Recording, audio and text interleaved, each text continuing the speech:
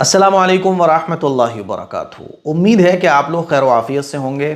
آج ہم لوگ سیکھتے ہیں کہ قرآن مجید جب ہم لوگ پڑھتے ہیں نا تو بعض دفعہ کیا ہوتا ہے کہ کسی لفظ کے نیچے چھوٹا سا نون بنا ہوتا ہے اور نون کے نیچے زیر لگا ہوتا ہے، تو اب ہم لوگ کنفیوز ہو جاتے ہیں کہ یہ نون جو چھوٹا سا بن رہا ہے اس کا کیا مطلب ہے۔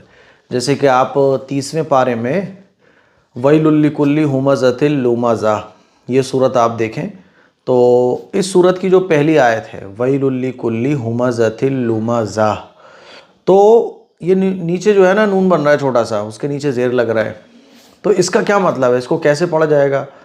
تو اس کو آپ اچھے طریقے سے سمجھیں کہ اگر آپ آیت کریں گے تو ایسے پڑھیں گے وَيْلٌ لِّكُلِّ ہُمَزَةٍ لُمَزَةٍ لُمَزَةٍ، نون بالکل سائلنٹ رہے گا۔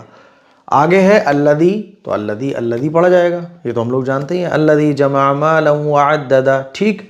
تو اس نون کا کیا مطلب ہوا؟ اس نون کا مطلب یہ ہوا کہ اگر آپ دونوں آیتوں کو ایک آیت بنا کر پڑھتے ہیں یعنی ملا کر پڑھتے ہیں تو پھر یہ پڑھا جائے گا نلذی، جیسے وَيْلٌ لِّكُلِّ ہُمَزَةٍ لُمَزَةٍ الَّذِي، سمجھ گئے بات کو؟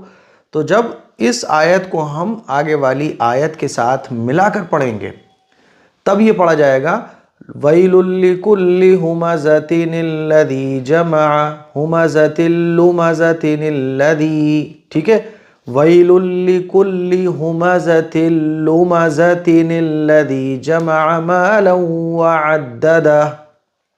تو ہوتا ہے نا ہم آیت کو آیتوں سے ملا کر پڑھتے چلے جاتے ہیں، تو اس صورت میں یہ نلذی پڑھا جائے گا، اور اگر آپ پہلی ہی آیت پر آیت کر دیتے ہیں تو یہ جیسے پڑھا جاتا ہے ویسے ہی پڑھا جائے گا وَيْلٌ لِّكُلِّ ہُمَزَةٍ لُمَزَةٍ الَّذِي جَمَعَ مَالًا وَعَدَّدَهُ، ٹھیک ہے۔